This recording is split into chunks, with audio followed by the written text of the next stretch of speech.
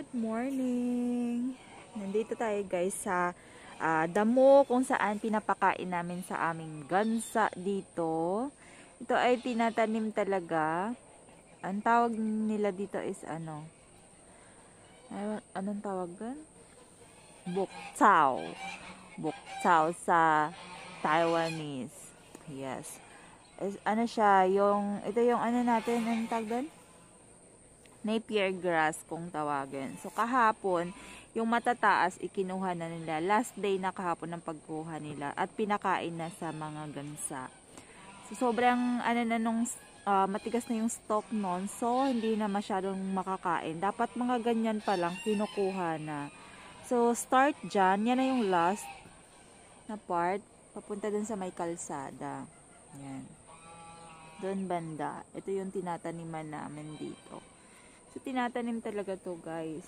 Tapos, yung pagkuha naman dito is gina-grass cut siya.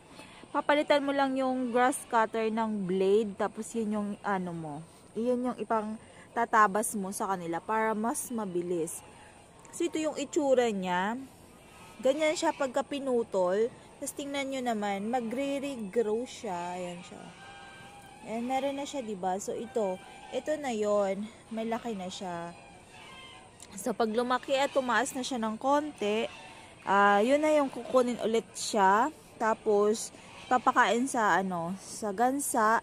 And then, parang ulit-ulit lang, cycle lang. Ayan, ganyan, magre-regrow lang siya. So, paano namin siya inaalagaan? Hindi siya ganun kaalagain guys. Halimbawa, may ilalabas kami ng mga sisiw or yung hindi na kakailanganin ang kanilang mga beadings. Dito nila tinatambak yung mga ipot at mga ipa ng palay. So, yun yung nagpapataba sa kanila. Minsan, hindi na din sila nilalagyan ng pampaganda kasi maganda na din sila. So, yun na yung last area. Puntahan natin. Hindi na tayo pupunta doon sa may kalsada kasi napakalayo na. Masakit yung paa ko maglakad. Yan. Ayan na yung nila. So, ito yung yung last time nagpalinis si boss ng isang kulungan. So, ayan yung mga niya. Mga ipot yan siya. Ng sisiw. Yan yun, ilalagay siya dito, kukunin yan, tapos ilalagay dito. Kahit yung sa paitlugan namin, yung laying area nila doon, marami yung mga ipa. So, yun din, ilalagay din sila dito. Walang problema kung tambakan nyo siya, kasi tutubo pa rin siya. Tingnan nyo yan. Kailangan sa mga puno nila lalagyan. Tapos, itong area na to dito is daanan siya ng sasakyan. Kung makikita nyo para siyang straight. Kasi para pag kukuha kayo, pwede pa siyang daanan ng sasakyan. Siyempre maghahakot kayo niyan pagka yun yung style nila dito. Nilagyan nila ng parang harang-harang. Or sa gitna, meron siyang dadaanan ng sasakyan. So tutubo din yan. Tingnan nyo naman, tumutubo na yung iba. Nabilis lang siya tumubo. Weeks lang. 1 week mataas na din yan. Tulad nitong dito. Dapat ganito lang sana kaliliit. Kasi minsan, kulang yung tao. Walang mag-grass cut. So, walang kumukuha. Siya, tataas, tatanda, at pero pwede pa naman siya kainin yung dahon niya. Pero yung stalk lang talaga is matigas niya. Hindi kaya nanguyain. So, merong matitira dun sa area ng mga gansa na hindi nila kayang kagatin.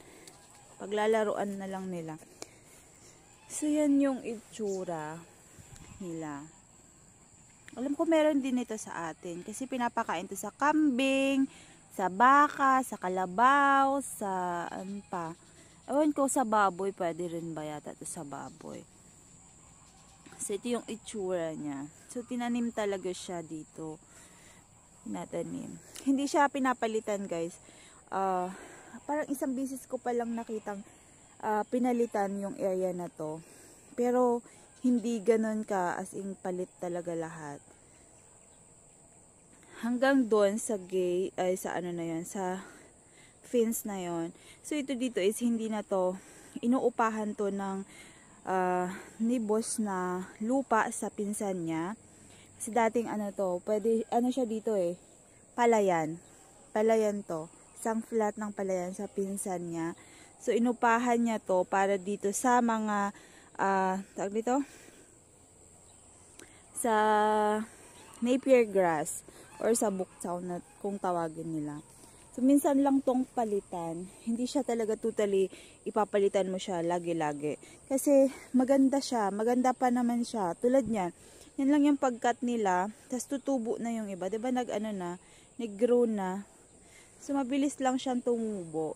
Ito yung ano, pinapakain namin. Pinaplant talaga siya. Kasi mahirap dito sa Taiwan magkuha ng mga... Yung area na yan, tingnan nyo guys. Mga ano siya, yung lupa niya, puno yan siya ng mga ipot ng gansa. And then mga, ano yan? Ipa.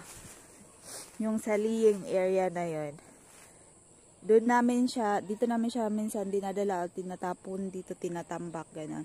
So pagka summer naman guys, pinapatubigan to dito ni boss sa mga tao. Patutubigan siya and then, ayun, twice or once pag walang ulan para lang hindi sila mamatay. Pero matibay yung ganitong damo. Alam ko binibenta to sa Pilipinas. Mga ano lang, yung stock nila, binibenta. Tapos yun yung itatanim nyo. Kasi yun lang din naman ang itatanim talaga. Kasi mabilis siyang mabuhay. Kahit nga na ano, nabubuhay siya kaagad eh. So yan yung pinapakain namin dito sa mga gansa. So pinapakain to sa ano, sa mga sisiw, mga 1 month old, ganon. Pwede na silang kumain yan. Pero ngayon, ba na kasi yung binibili namin na ano, parang bundle-bundle na. Yun yung kinakain na nila ngayon. So, simula dito sa kinatatayuan ko, hanggang dun sa may kalsada. Yan lang siya. Hindi naman kailangan ng masyadong madaming ganito. Kasi pang merienda lang yan. Merienda lang nila. Ayan. Tayo nyo siya.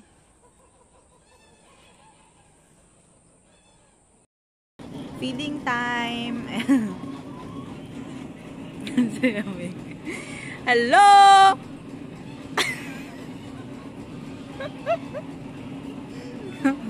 Kumakain na sila. Ayan, guys. Sobrang natutuwa na sila. 1 meal a day. Ayan. Bongga. Yung patay. May patay na isa.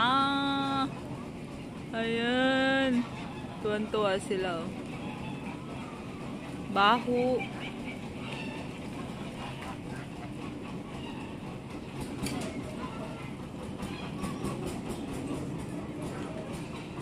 Yeah. Bye-bye. Ayan na sila. So, ayan. Ganyan sila. Kumakain na sila. Dami nila, oh.